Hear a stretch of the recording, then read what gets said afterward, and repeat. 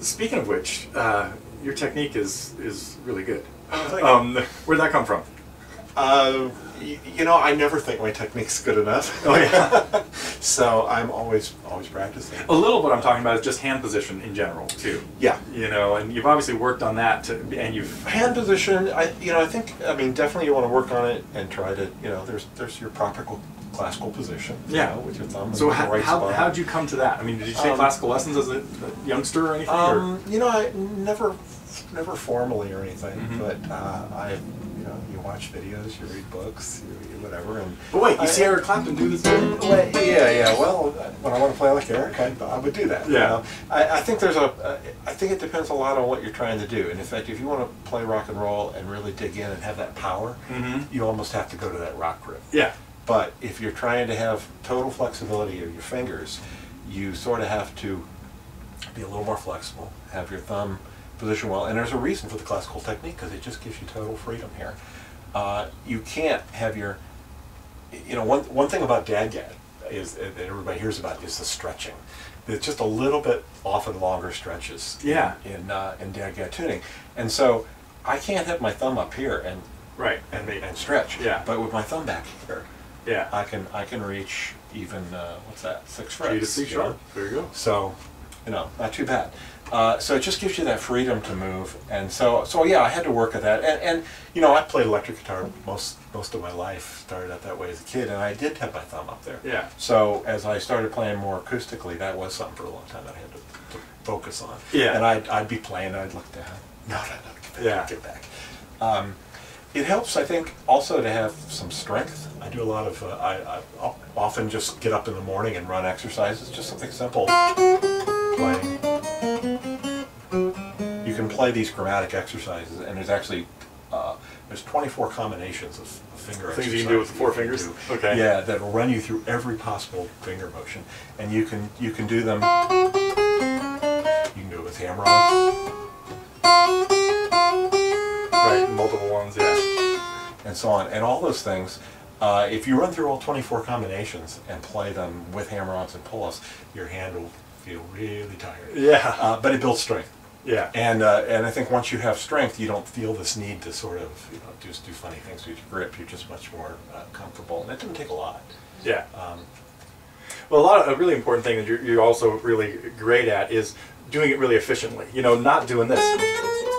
You know, and having your, I mean, that was just one of the little extensions. I mean, this exercise is really simple. In fact, one of these days I'm going to make a video using this. Other people have done this. I didn't make it up. In fact, I think I might have gotten this out of an old Howard Roberts article in Guitar Player years ago. But the basic idea of playing like this is one thing. You can have all kinds of variations, and one of them would be don't lift any finger until you need to. So.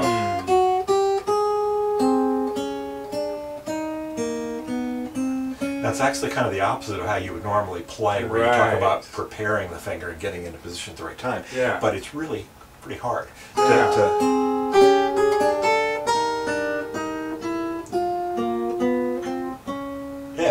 have to think. You feel your finger wanting to move before it's supposed to. Yeah. And as you started getting into crazier combinations, I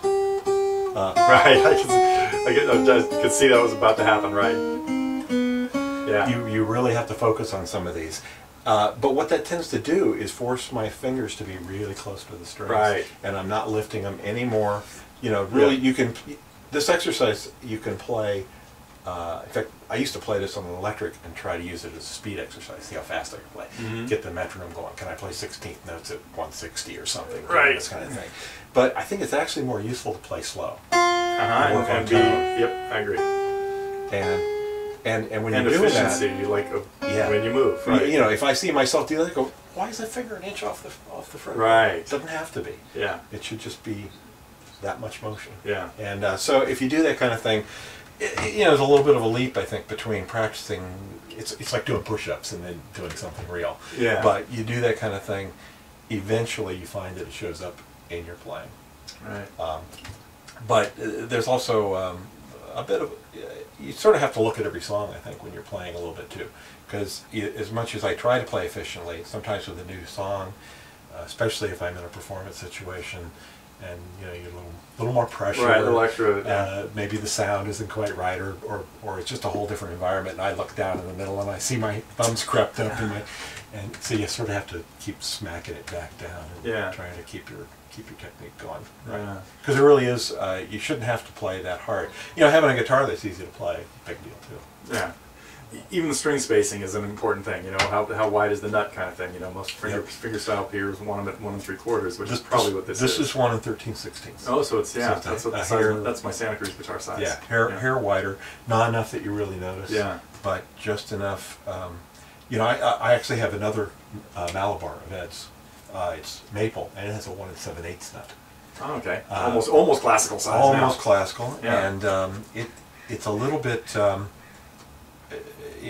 That approach is too wide, and yet I'll play it. Yeah. And after a few minutes, I realize that there are notes that I maybe sometimes muffle. Right. They're coming through clear. Coming out a little clearer. I'm not, you know, running into the string the wrong way. Yeah. And after a few minutes of that, I say, maybe I should hold my guitars 1 7/8. There's a reason why the classical guys have 2-inch. Right. Right. Some of that has to do with their strings. With the strings, right. But the other thing, especially with a lot of alternate tunings, you're going to frequently be using open strings right next to fretted strings, and that's where, you know, this technique of, if you're playing your Jimi Hendrix leads and stuff, you can be doing, you know, you can get away with all that. You notice a lot of rock guys play flat-fingered. Right. Right, and it's fine, and that works. Because they only need one note at a time to sound good. And it actually damps, you know, if you're playing loud through a Marshall, it's going to be damping those other strings a little bit, so it's all good. But yeah, I want, especially in alternate tunings, you know, I want there you go, right. I want all those strings ringing, and I don't want my finger running into the string adjacent, muting it, unless I want it to. Yeah. You can do that. No, there are all kinds of times when you got to stop it at a certain point too, and that's its own set of techniques. Is you know, how to mute this string, how to mute that. You know, speaking of thumb picks, that's something it's very difficult to do. Is muting a bass string with the side of your finger, because I'll do that all the time. I'll hit an E and then I'll kill it. You know, it's much easier to play a muting here, but either use a rest stroke or well, the rest stroke will still work with the thumb pick, but that's hard. Will work, but the rest stroke works, but now killing the string below, like when you go to that D string, it's not too bad. This isn't as bad as I expected it to be. I haven't done that in a while, but I definitely had some issues when I first started using a thumb pick. That when you would do that, you hear the rattle, you hear a little plastic rattle as you hit. Which with the thumb, you just completely. Well, now I hit a rattle. You hit it with thumb pick volume is what happened that time. That's right. Like, oops, didn't need the. But after a while, you do hear the click. Yeah. But it's not so bad. It's part of the guitar. It's lost in the music. Not like a harpsichord, but the guitar's a noisy instrument. Yes.